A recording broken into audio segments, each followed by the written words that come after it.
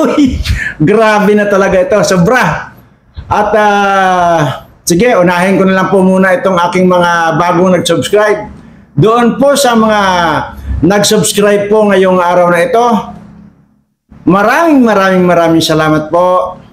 Dahil mukhang naiintindihan niyo yung aking mensahe. Ayan. Siyempre, lahat po kayo, dati man, luma man o bago, siyempre nandoon po ang aking pasasalamat sa inyong lahat, sa mga subscribers, followers at mga viewers ko. Bagamat walang kakwenta-kwenta yung mga ina-upload kong video ay pinagtsatsagaan nyo, maraming salamat po. At dahil po dyan, pagpalain nawa kayo ng ating Panginoon at ibigay na po sa inyo ang swerte. Ayan po.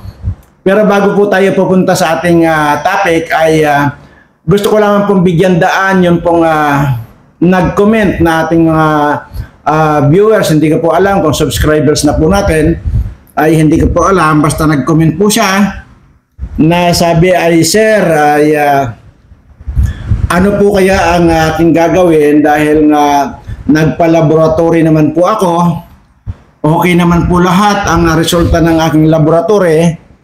At yun nga lang po ay hindi nawawala yung aking pagkahilo. Hilo at parang masakit ang ulo na lahat ng... Ayun po, at yun nga po ang comment niya. Kung ganun po ang inyong complaint na nagpa-laboratory kayo at okay naman lahat yung resulta ng laboratory nyo, ang gagawin nyo lang po ay bumili po kayo sa palengke ng insinso kamangyan. Okay po, insinso yan, insinso kamangyan, yung pong pinangsusuob. Okay? Alam niyo po ba yung pinangsusuob? Okay ba? Kung hindi nyo alam, ibibigay ko po sa sasabihin ko po isa-isa. Okay? So, punta po kayo ng palengke, bumili po kayo ng insinso kamangyan. Isang tipak-tipak lang po. Basta, alam na po yan sa palengke yung insinso kamangyan. Ayan. Tapos, maggupit po kayo ng kukunin nyo dito sa kamay. Ipunin po ninyo yung kukunin nyo sa kamay. Tapos, yung kuko doon sa paa. Ayan, gupitin po ninyo yon. Ipunin po ninyo, pagaluin nyo po. Tapos, maggupit po kayo ng kaunti lang naman doon sa buhok ninyo. Ayan. So, yun lang po. Yung mga tatlo na yon, kuko sa kamay, kuko sa paa, at saka konting buhok sa ulo ninyo. Konti lang naman po. Ngayon, ay isipin po ninyo kung saan po kayo pumunta noong time na yon. Kung matagal na po, ay siyempre kahit paano mayroon kayong pinagdududahan na kung saan nyo nakuha yan. Dahil po, dalawa lamang po yan. Either kung ngayon po nahihilo kayo, nasusuka, masakit ang ulo, at okay naman yung laboratory ninyo, mayroon po kayong nakalimutang isa na ipatest ninyo yung blood ninyo sa potassium. Baka po kasi hindi kayo nagkakain ng saging at malamang ay mababa po ang inyong potassium. Dalawa lang po yan eh. Either mababa ang potassium ninyo or mataas ang potassium ninyo. Ito po ay hindi po ako doktor ha. Ito po lang, yun lang po nag-iisa na yun ang sinasabi kong ipatest ninyo. Kaya nga po doon na po pumapasok yung itinuro ko dati sa inyo na yung tubig ng saging ugaliin ninyong uminom lagi noon kung hindi man kayo nakakakain mismo ng saging. Ayan po. Ngayon, kung yun po ay okay naman yung potassium ninyo, since na sinabi nyo sa akin na nagpa-laboratory kayo, ganun pa rin po, nahihilo kayo, sakit ng ulo, nasusuka or whatever, ayun naman po. Okay, sisimulan na po natin. Step by step po ang gagawin natin. Okay. Gupit ang kuko. Maggupit kayo ng kuko ninyo. Tapos sa kamay at paa, ipunin. Tapos dito po sa buhok ninyo, maggupit po kayo. Konting-konti lang man po. Okay. Kumuha po kayo ng maggumawa po kayo ng baga doon sa uling. Halimbawa, uling. Siyempre doon sa either lata. Magpun kayo ng lata, okay? Doon nyo ilagay yung uling. Tapos samahan nyo na rin po ng kuan yung bunot para usok. Ang kailangan po natin dito yung usok eh. So kung ano man paraan kayo na para umusok, yung baga na yon ay ayun po, kahit ano po ang gawin ninyo. Pwede rin pong maglagay kayo dyan ng sariwang dahon. Halimbawa, para lang pong umusok. Okay. At isipin po ninyo kung saan kayo dating pumunta na nagsimula po yung inyong nararamdaman na yan. Okay, halimbawa po, baka nakipaglibing kayo. Okay, isa yan. O baka pumunta kayo doon sa gubat, halimbawa na lang natin. Ngayon, kung hindi naman, kasi halimbawa na pumunta kayo doon sa isang kaibigan ninyo or ano pa man, at later on, dyan na po nagsimula yung inyong nararamdaman na yan. Okay, kumuha lang po kayo ng either anuman po doon. Halimbawa, sabi ko nga sa simenteryo, sa gubat, or doon sa kahit na hindi gubat na pinuntahan ninyo, na pinagdududahan ninyo na doon nyo nakuha or nagsimula yung inyong nararamdaman. Kumuha po kayo ng kahit na ano doon. Pwede kayo mga sanga-sanga doon o dahon-dahon. Halimbawa, kung sa simenteryo kayo, yung dahon-dahon doon na kahit ano, sanga-sanga ng kung ano, basta kahit ano doon makuha nyo, kumuha lang po kayo ng kaunti lang din. Okay? So maliwanag naman po yan. Okay. Sige, ulitin po natin ha.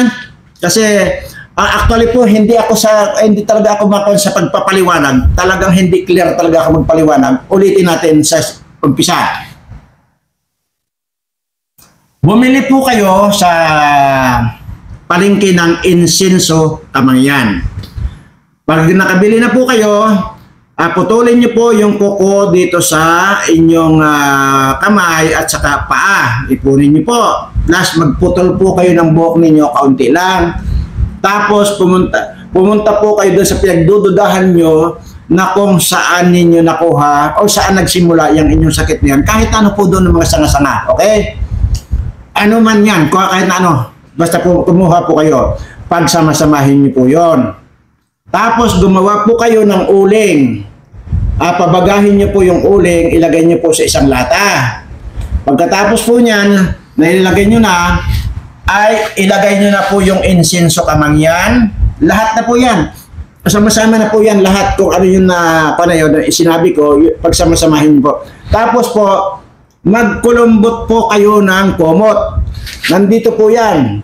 Halimbawa ganito, sa harapan ninyo, magkulumbot po kayo ng kumot. Yung kukulubin po ninyo yung usok. Okay? Hanggang sa pagpapawisan kayo na nagbubutil-butil na kayo. Yung talagang pawis na kayo. Na pawis na talaga kayo. Yon. Kulambot ng tubig, ng kumot para maipon yung usok doon sa loob ng kumot na yon. Nakasama po kayo.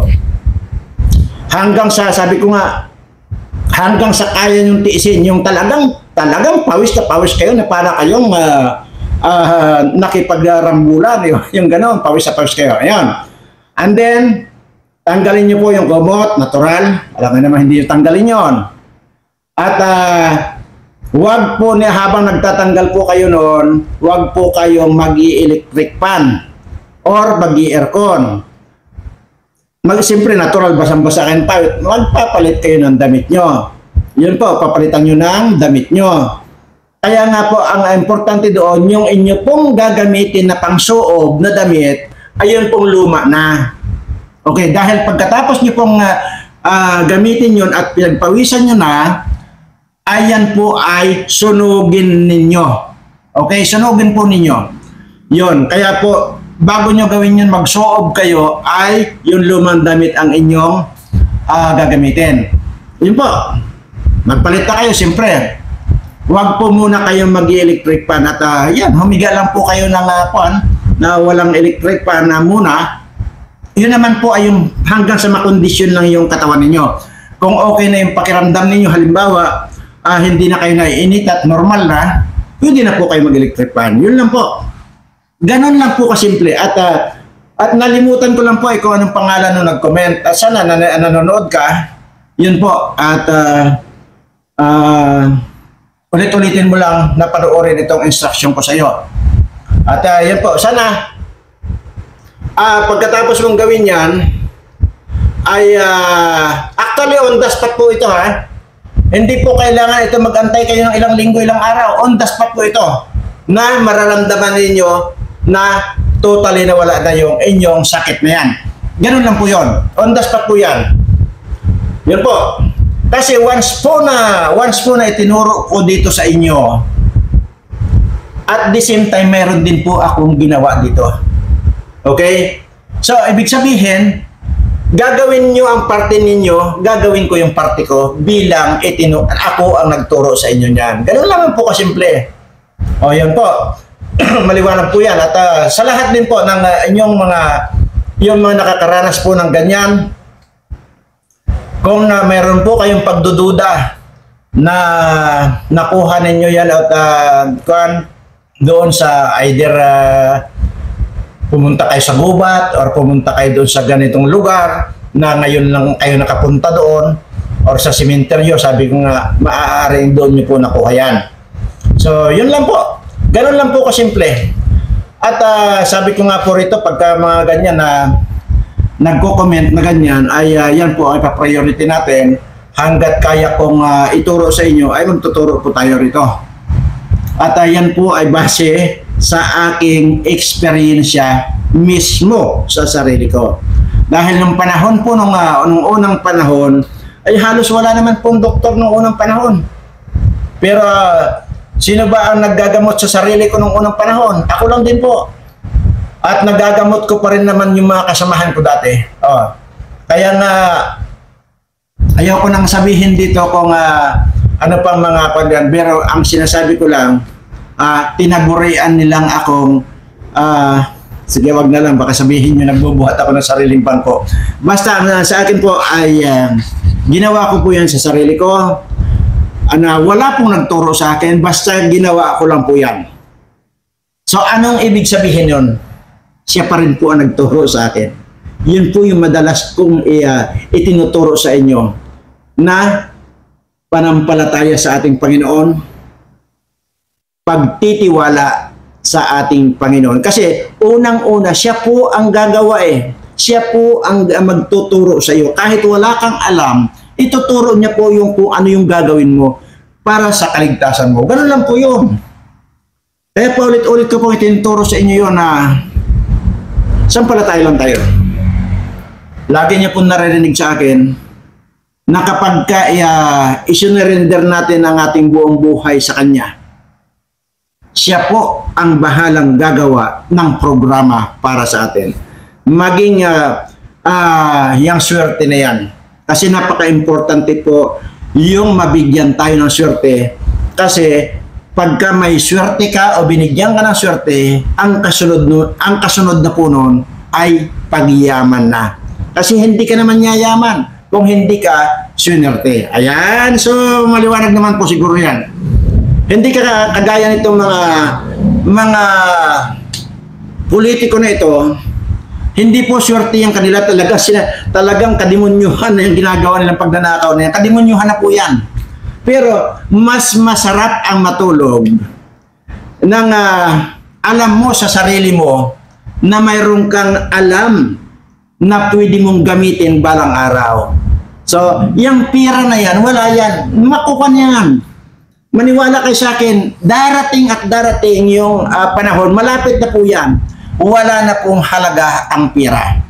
Tandaan niyo po itong sinasabi kong ito. Dahil kung sabi ko nga po sa inyo, kahit nabibili lang kayo ng bitsin, milyon-milyon na po ang pinag-uusapan.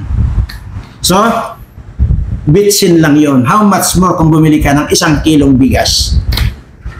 Diyan po sa Africa, sa mga Colombia, yung Cambodia na yan, ganyan po. Milyon-milyon na yung pira nila, pero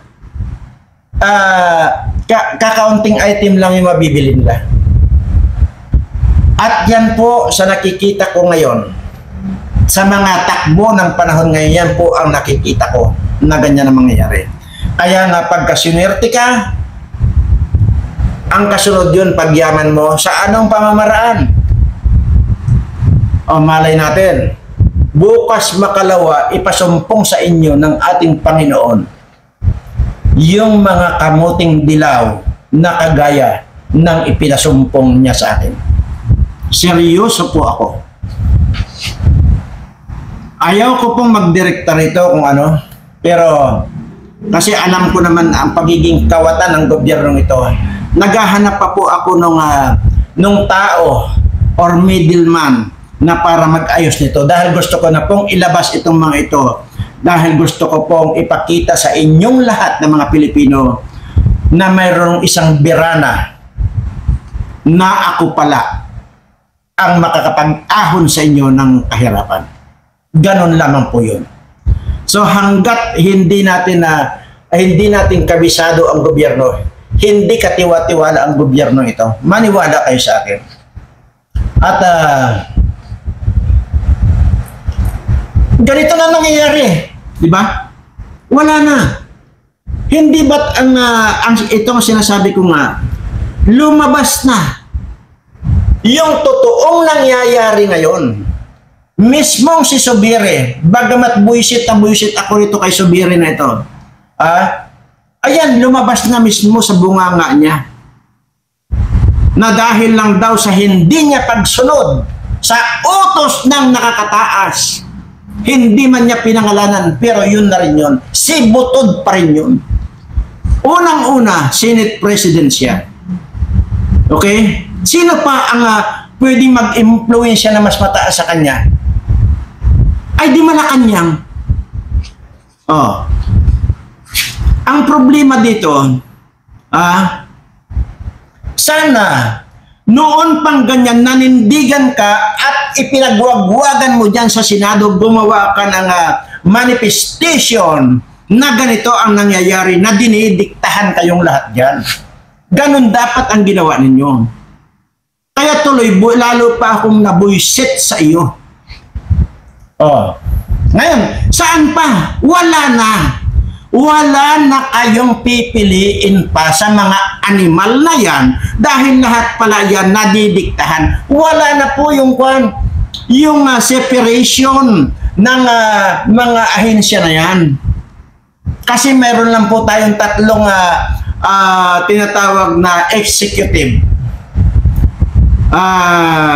judiciary, at itong legislation. Yan na nga po yung Kamara or dyan sa Senado.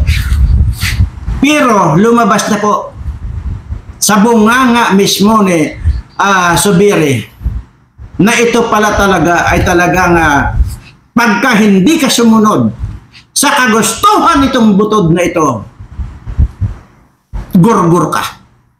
At yan ang nangyari sa kanya. Hindi po totoong nag-resign siya. Sino ba naman ang taong magre-resign sa ganong posisyon? Bagamat binasa niya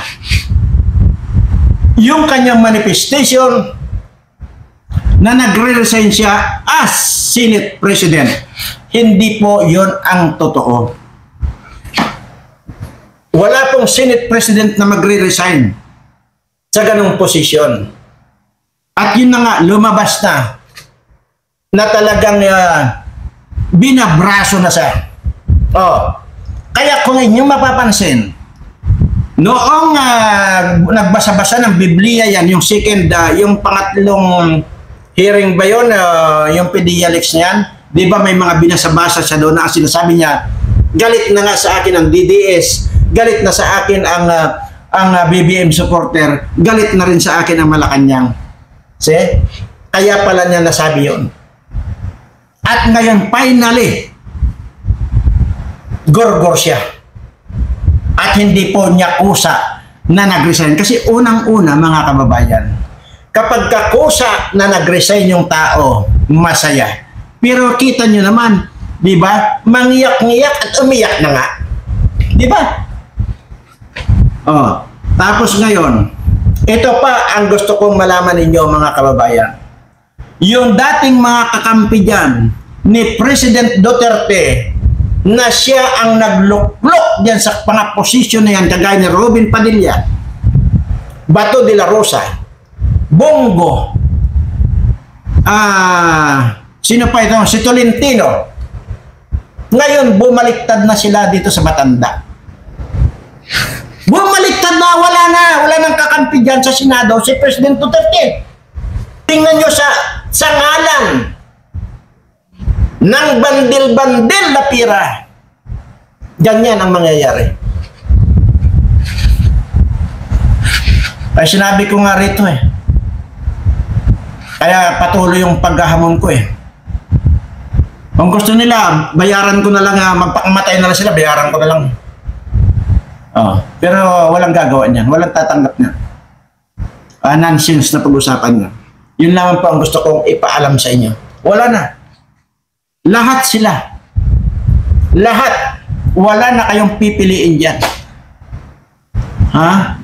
Mismong senador, mismong Senate President,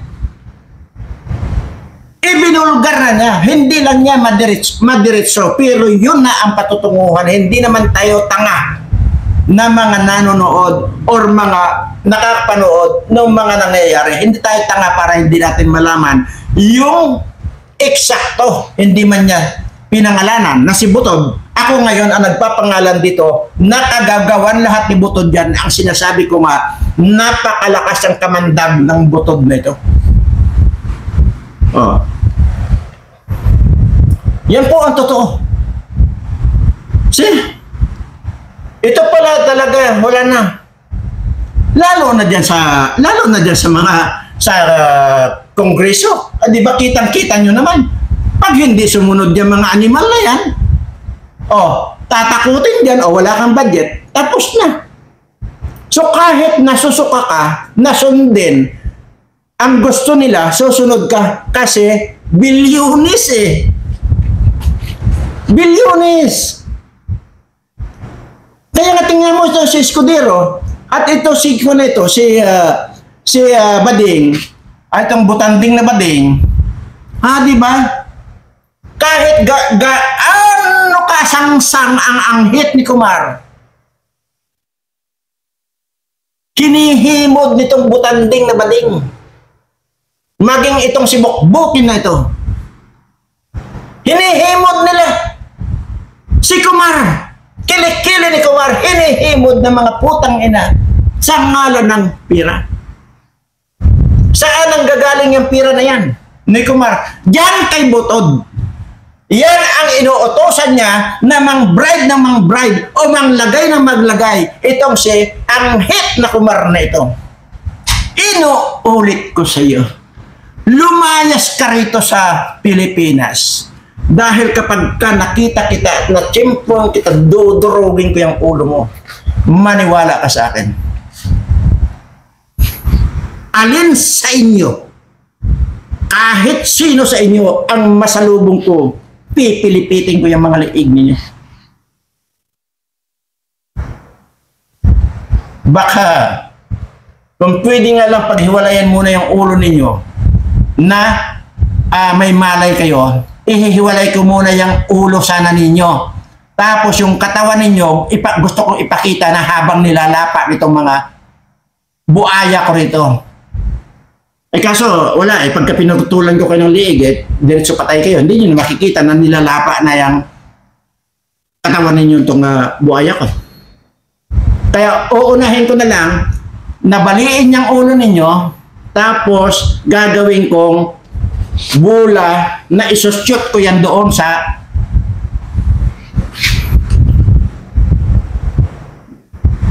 kaninyo yung dyan sa tawag dito yung basketball court. Diyan ang gagawin kong bula yung mga ulo ninyo. Ngayon mga kababayan, nasa tamang landasin tayo. Buong akala ko nga, kaya nga hinay-hinay pa ako sa pagsasalita dahil hindi pa ako sigurado. Doon sa sinasabi ko na wala na kayong pipiliin kahit isa sa kanila. Parang nagdadalawang isip pa ako. Pero ngayon, kumpirmado ko na maging isa sa kanila. Wala na kayong pwedeng pagkatiwalaan. Lahat yan natumbasan na ng kwarta nitong anghit na ito, na yung pira ng anghit na yan ay galing dito kay Butod. Kaya ganun na lang, na biglang-biglang dumami ang mga kababayan nating walang masaing dahil sa mga kagagawan nitong mga animal na ito, na mga politikong wala talaga namang kakwenta-kwenta. Wala kang maasahan dito. Ngayon, makita nyo na, itong si Aquino, si Bam Aquino, yung dating senador, Bam Aquino, alam po ninyo yan kung gaano ang awayan nitong Aquino at Marcos. Okay? Alam niyo yan. Kung makakapagsalito itong mga Aquino dati nung time na yon, ganun kasama itong bangag na ito. Halos hindi mo makain ang mga pinagsasabi nito, mga Aquino na ito. Dito kay Boy Marcos. Pero huwag ka ngayon. Itong si Bam Aquino ay sasali na dito sa, makikipag-alyansa na dito sa partido ng bangag. Tingnan ninyo. Grabe, di ba?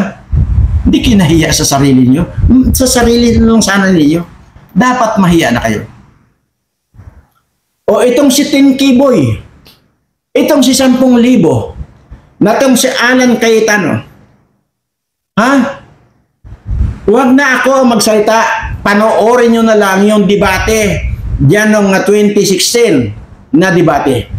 Noong kumakandidatong Vice President Miriam Santiago, itong si Bangag. Tingnan nyo. Huwag na ako magsalita. Hindi malamon ng aso ang pinagsasabi nitong si Cayetano na ito diyan kay Marcos. Pero ngayon nasaan? Sama-sama na siya. Happy, sama-sama, happy together. Ay, naka po. Yan po ang mga ugali itong mga animal na ito. Kaya sino ang niluloko nitong mga animal at mga hunghang na mga politikong ito? Kayo, mga kababayan ko. So kasi siyempre, kasali na rin ako doon dahil Filipino citizen naman ako. Bagamat ang lagi ko sinasabi rito, putang ina, kahit magkandamatay na silang lahat, wala akong kailangan sa gobyernong ito. Wala ni ano. Kaya wala akong kailangan dyan sa mga animal na yan. Kaya sinabi ko na ang niloloko nila, kayo. Ang pinapahirapan nila, kayo. Dahil unang-una, hindi ko kailangan ang anumang tulong sa gobyerno ito. Magmula sa gobyerno ni Cory. After nung magmula pa naman doon sa Marcos government dati. Sa Marcos government, Cory, lahat na. Yung sumunod hanggang dito kay Bangag na ito. Wala, hindi ako nangailangan ng tulong dito sa kahit na sinong presidente yan magmula ka doon kay Marcos Sr. Hindi. Bagkos, ako pa ang tumutulong sa mga animal na yan. Baka hindi kayo maniwala. Doon sa yan, dati, nangangampanya yan dati yung huling kampanya nitong senior na ito. Ako rin po ang nagpa-print dati ng mga t-shirt na ginamit dyan. Yung mga yes or no na yan, napakarami ko pong dinonate yan. Dito kay Bangag. Kung na lang po yan eh. Madali na lang nilang itanggihan. Ay kung itong si Francis Leo Marcos yung utang nila na totoo naman talaga na 30 million ba yun na utang, dininay. Walang utang na loob. At yan din si Francis Leo Marcos, yan doon sa mga live niya dati, sa Facebook dati, magkakasabay kami niya na ginorgor eh. Yung Facebook niya, Facebook ko dati, ginorgor. Siya ang nagsabi talaga. Dati galit na galit ako rito kay Francis Leo Marcos. Muntik kong sugurin yan eh. Nung sinabi niya na lahat itong itong si butod nito, kung lumaklak daw ng alak yan, talagang ganon-ganon na lang. Lahat daw sila, mga anak niyan, nandyan yan. Maraming nakapanood yung sinasabi ni Francis Leo Marcos. Ngayon, nakalaya na siya. Pwede nating tanungin. Lahat daw yan silang pamilya. Kung lumaklak daw yan, kulang 1 gram. Oh. Galit na galit ako dati nung sinabi ni Francis Leo Marcos eh. Pero totoo pala. See? Ganon. Imaginin nyo yan. Wala na kayong pwedeng pagkatiwalaan dyan sa lahat. Lahat ng mga senador, lahat ng mga kongresista, wala na kayong pagkakatiwala. Kahit na isa sinasabi ko, wala na. Ibasura nyo na yan mga animal na yung mga mukha na yan. Dahil isa lang naman ang layunin nila. Kaya nandyan sila. Mayroon pa rin po mayroon pa rin po nag-comment pala na sabi ko lang daw yun na pag nakapunta daw ako dyan, pag nai-elect daw ako as senador, magpapayaman lang din daw ako. Ang ganda. Ang ganda ng comment niya. Balikan mo yung mga video ko. Kung hindi ka ba naman tanga, paulit-ulit ko sinasabi rito, allergy ako sa kira. Kaya, at saka isa pa, bakit mo sasabihin magpapayaman lang ako kung nandyan ako sa Senado, ay paulit-ulit ko sinabi rito, isa hanggang 2 buwan lang ako mananatili dyan, either sa Kongreso o sa Senado. Yun lang. Another katangahan yan. Ang sinabi ko pa rin dito, kapag hindi ko nagawa na lumaya sa loob ng isa hanggang 2 buwan, puntahan niyo ako kung saan ako sa Senado, kung nandyan ako sa Senado, tadyakan niyo ako palabas.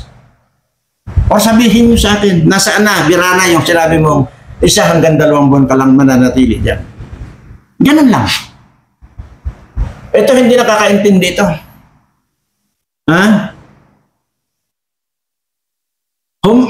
Kumuha ka nga, ikaw na bobo ka, kumuha ka ng tao or kahit na sinong pinakamayaman dito sa ating bansa. Dito na lang sa ating bansa. Magmula yan sa vlogger o kahit na ano pa pinakamayaman. Narinig mo na ba sa kanila na nagsabi, Lord, huwag mo na akong bigyan ng blessings? Narinig mo na ba yan sa kanila? Sigurado ako, wala kang maririnig sa kanila yan.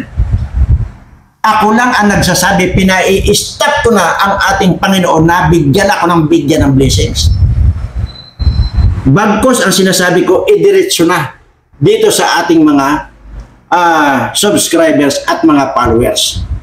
Di ba? May narinig ka na ba? Lalo na rito sa mga politiko. Bundat na hanggang sa may butod sa tiyan, may butod sa likod. Pero tuloy pa rin ang pagnanakaw nitong mga butod na ito. So, paano yun?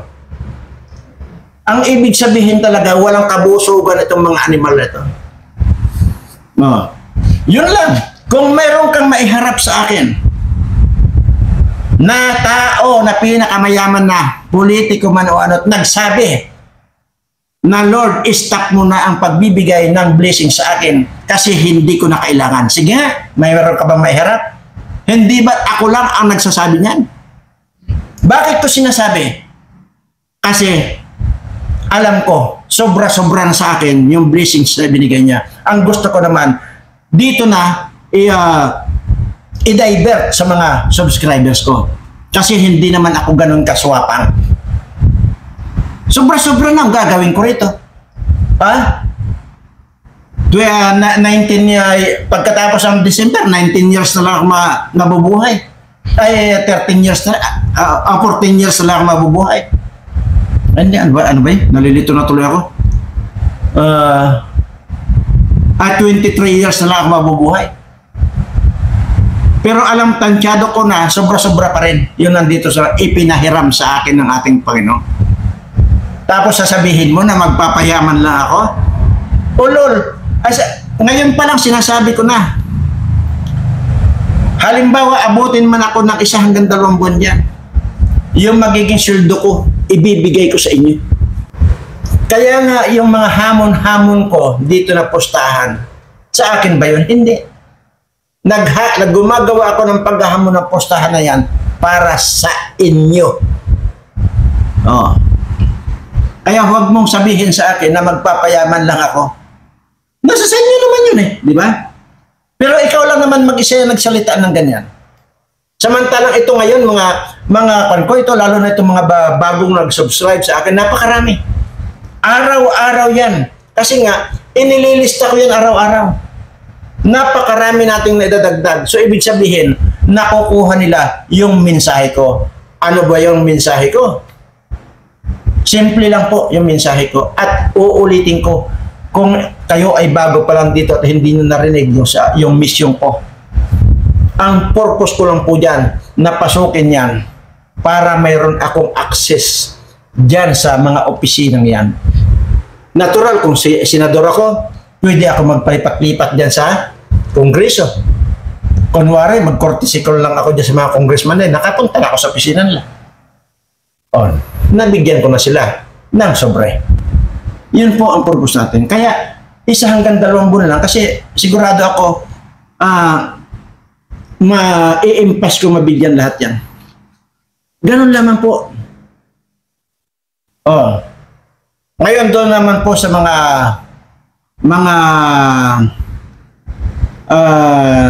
bumaliktad na dito kay President Duterte.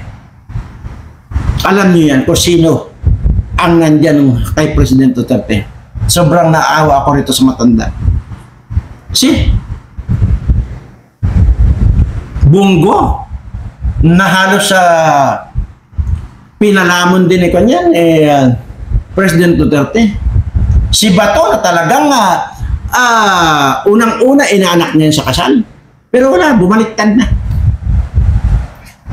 Mas pinili na itong si Butog.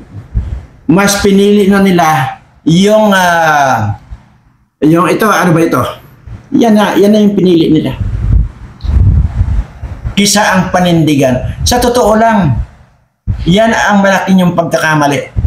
Dahil unang-una, lalo nito kay Sobire, kung sana ito, nung una pa lang na ganyan, kinausap ko na sana isa-isa yung mga senador.